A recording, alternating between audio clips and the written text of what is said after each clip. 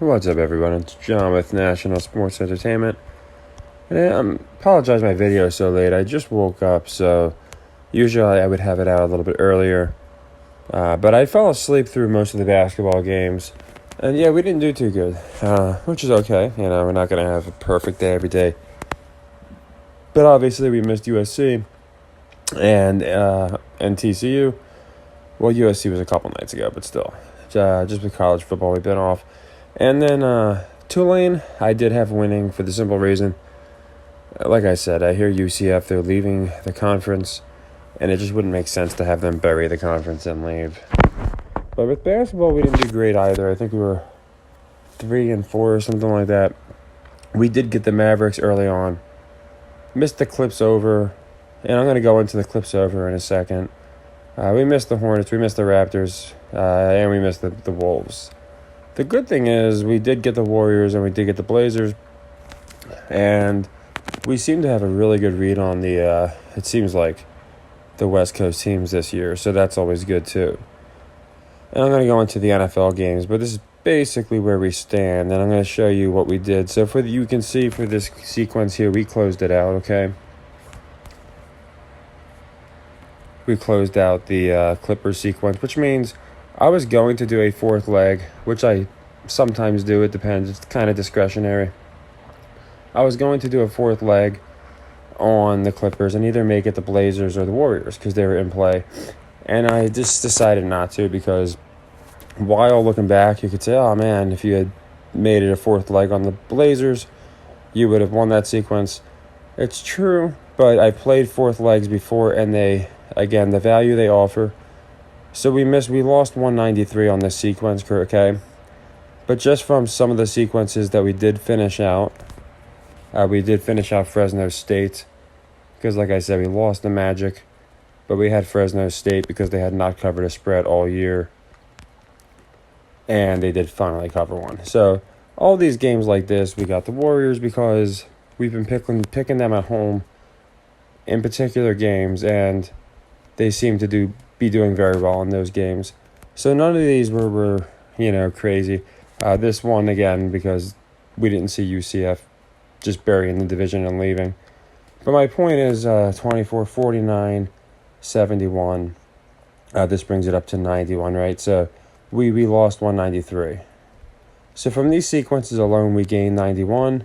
We got the Wolves in play. And then the Blazers is another 20, 42, 53, 65. So 65 here, and then from underneath here, we have another 90. That's about a 150, 160 in these sequences. And those sequences were all yesterday. So my point is this three-legged loss, as not fun as it is, has already almost been quashed. We're basically one more sequence win away from it being completely quashed. So I know a lot of people have money management issues, and I just wanted to go over that because that is why we've taken some beats and we're able to go 3-4 legs in, and you could see all the 19, the 14, the 20, all these little bits we pick up. That's why we're able to sustain some of this. So we could have gone a fourth leg. I just wanted to go into this, so this is how we're going to be approaching with NFL and everything. This is what I've been doing. We could have done a fourth leg and won it. That's great. But I did not want to risk, then we have to win, like I said, 30 sequences. I'm sorry, it's 15. We have to win 15 sequences just to get that fourth leg back. Whereas on a third leg, we only got to win 7.5. As you can see, before and after that game, we won about 6-ish. So, and that's just yesterday alone. So I just wanted to touch on that to show people that's the reason. I started back on 185. It was live at the time, actually. Now, this is also live. Did drop a little bit below the 14 because, like I said, we did take about in sequence 226, or I think it was 226. It's still about a total loss of about 200. I think it was 190. So we had that, and we had another three-legged loss not that long ago. So our total dropped a little bit from the 1,400, but we're still up from 185 to 1,100 as we stand. So I like updating it just to show people. But That's usually what'll happen. You know, we're not going to win them all, but there's definitely, over time, in my opinion, it pays out better. Now, on some of these games, like Hornets Bucks, I really thought they were just going to make the Bucks look weak on the road and without some starters, but they didn't, and maybe they thought the public was thinking that as well. Magic back-to-back nights lose by double digits. That's pretty interesting. It really shows us what they're doing with them this year. And the Wolves, we got a good one with them against the Grizzlies. I thought I had a good idea of what they were doing with the Wolves, but it seems like they're trying to show us the Thunder are not to be messed with. SGA has just gone insane this year, and not just him, but he really has. And that was my theory, was Russell and Edwards are going to be too much for SGA, but they got Dort, they got some other guys. It makes sense that I guess they would do well, but I did like the T-Wolves because of the metrics in that one. And for two of these, we were able to make these second legs because they're the later games. Warriors, again, I think they need them to look strong at home because A, they're going to look weak on the road, and B, they wanted to make it look like anybody that goes to Golden State has no chance of winning. They've been pushing that narrative for a while. And this one, like I said, I believe the money line was good, and I believed the spread was good. I always go spreads to be safe. There's nothing wrong with sprinkling something on a money line now and again if you're getting good odds. And I just thought the Blazers here, 5 points. Again, I think it's just public disrespect, not understanding how good they are. So you don't even need a trap here because what's happening is Vegas is setting a line that I think is a horrible line. But the public thinks it's a normal line. So they're taking everyone against the Blazers if they think, like, if it's the Kings or if it's the Jazz, or at this case, I think even if they played the Thunder, I think the Thunder would actually be a favorite, a public favorite. I don't know why people just aren't buying the Blazers this year, which is fine. I am. But yeah, so that was one I always love. So now the fun part, I wanted to go into the NFL games. I just also like to always recap our week, and not really our week, but like our last day, so people can see where we stand. So anyone on this sequence with me, I officially closed it out, just moved on, and since then we've closed out a decent bit now. Obviously, our first concern is going to be here. We want to close out. We want to close out this sequence here, this Wolves sequence, because we didn't get the Wolves last night. So, leg 2 of that's going to be one of these games. So I'm looking at all the games, and again, I look for narratives, I look for traps, and one that I did find really interesting really early is this game. I think a lot of people did. They're really building up this Mike White guy. It's fine. It's cool, but it's pretty funny. They're even stealing WWE gimmicks. You ever watched wrestling with the whole Seth freaking Rollins? Now they're making Mike freaking White shirts or some shit. So, for whatever reason, they have this dude they're pushing him. And on top of that, I think it's kind of funny, we got Mike effing White versus, Kirk Chain's cousins, right? So it should be interesting.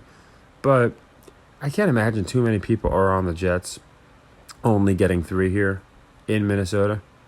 That just doesn't make sense to me. So when you factor in the Mike White narrative and the fact that, in my opinion, it's a trap line, I love taking the Jets here as a second leg. And on games like this where I really know how they play, again, they're going to want to make Mike White look really good. If not, it doesn't have to have great numbers, but as far as, in my opinion, a game-winning drive, something of that extent. So as you can see, I'm buying half a point here. That's why I'm paying 60. Also with the Vikings, and it's a second leg. With the Vikings, you're often going to get these 3-point games or less than 3 points. So I think it's just smart to take a half point when you got Jets at Vikings with a game that they're going to want to make interesting. We have Steelers-Falcons here. And again, first thing you look to is the spread. We got an even line. I think that should jump out to people. I think that should really jump out to people because they've made Pittsburgh look pretty good, and they've made Atlanta not so good. But again, at home, I Atlanta's literally tied, I believe, for the division. It just, to me, makes no sense at all to have this as an even game. It just makes no sense to me. For that reason, I like Pittsburgh. I just don't see why it would be an even game. Obviously, the most, I think, if you're ever picking the better team in metrics, like if assuming the game was real, we'd go Atlanta at home. But it just, to me, looks like a trap that it's an even matchup here, which tells me Pittsburgh's probably going to win, and that's fine. Broncos-Ravens is an interesting one. You see the Ravens 9.5, and it seems like a pretty big spread, but then you remember the Broncos can't score. So it's really interesting either way. In this case, I look at both of the records against the spread. They're both not so good. And I remember checking, and Baltimore has not been good at all at home against the spread this year. So I do think that changes, and I think they win. I think they cover, So I like Baltimore minus the 9.5.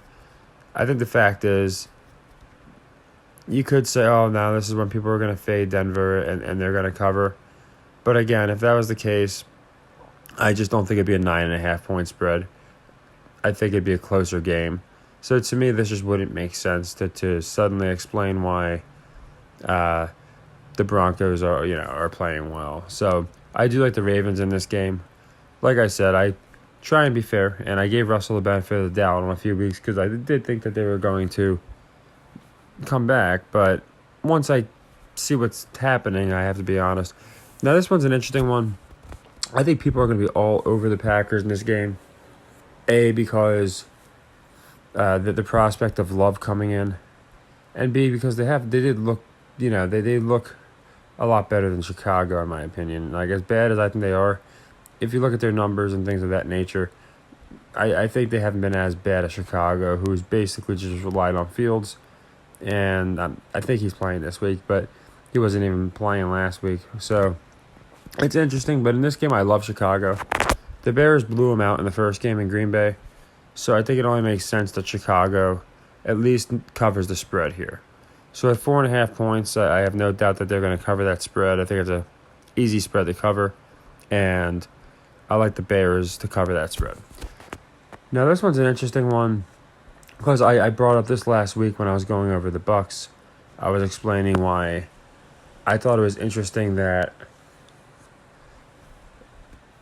they come back. Deshaun Watson comes back and happens to play as his former team. And on top of that, if the Browns lost last week, then Watson coming back means nothing. But now that they won, you have them in the playoff picture. So a win here really puts them in that playoff picture. And you have Tom Brady meltdown narrative continued. That being said, I do like the Texans cover here. I think they're going to push Watson, taking a little bit of time to get back. Maybe it's a game-winning drive. I don't think he just comes back and smokes his former team. Let's not also forget there is a thing such as penances in the NFL. So I don't think he comes back after whatever, he did serve his penance, but usually you don't just come back and step right into it. So there's a very good chance he doesn't come back and look awesome. He probably looks good, but I'm not seeing a 27-0 rout of the Texans or anything like that. Jags-Lions, honestly, it's one of those games that's really... I feel like in these types of games, whoever I pick, I'll always pick wrong. You guys can probably relate to me. With these types of games, I'm not sure why, but I'm slightly leaning Lions. Obviously, they're not doing anything with Trevor or the AFC South right now. So we can throw all that out there, and once we get rid of that, it just comes down to who I think more money's on. And I think way more money is on the Lions than Jacksonville. The only thing I don't like is to put the Lions at 8-4 against the spread and the Jags at 4-8. But hey, to be honest, there's nothing wrong with those records. Those are normal records against the spread to be towards the top and bottom of a what wouldn't be normal is if it was, say, 7-1, versus 1-7. Then we would be taking the 1-7. But that metric, 7-4, I'll look at. But again, it's one that if they were to go 8-4, the Lions, and the Jags 4-8. That's still a normal metric. It's not a crazy against the spread. So just looking at the public action, I'm thinking more public's going to be on Jacksonville here. I like the Lions, and then this one I love. I absolutely love this one, for one reason. I think a lot of people are going to be taking the Giants in this game, almost as a too good to be true. Still thinking that, oh wow, Daniel Jones is still a good quarterback. We got Barkley. We're still a good team, getting 2 points at home. But I think the Commanders, again, they want the entire NFC East in the playoffs. And the Commanders' road to victory becomes very much tougher with a loss. The Giants have a lot more options, A, because they have one less loss, and B, the schedule coming up is a tiny bit easier. So I do think the Commanders win that game. I think it's necessary for them to push the NFC Beast narrative. And then that leaves us this final game. We have Titans, Eagles, and here I do like Philly.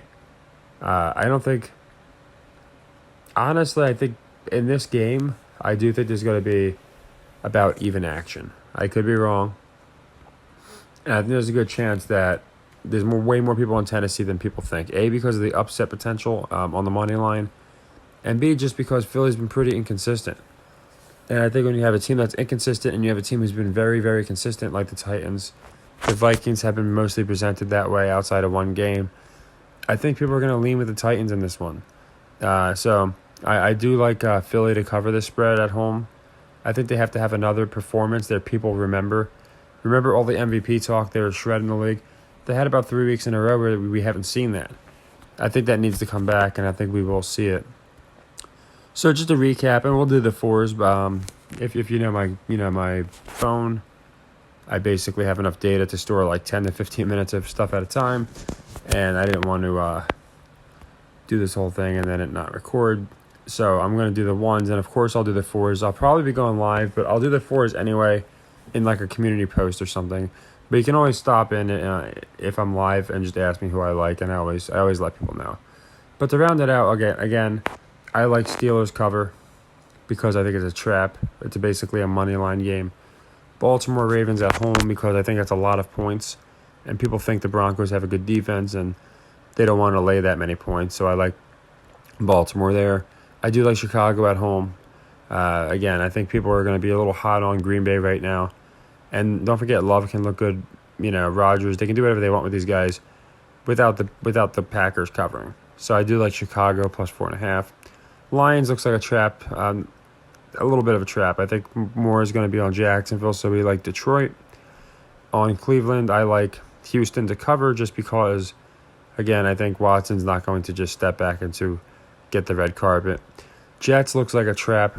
That's why it's one of my favorites. The Jets is one I'll play as a like two, just because I think the Jets 3.5 is definitely a good cover. I'm buying that half point. Commanders, because I think the NFC Beast narrative, they have to win more than the Giants. And then I do like I didn't go over so the 4 o'clock games, we'll go into them.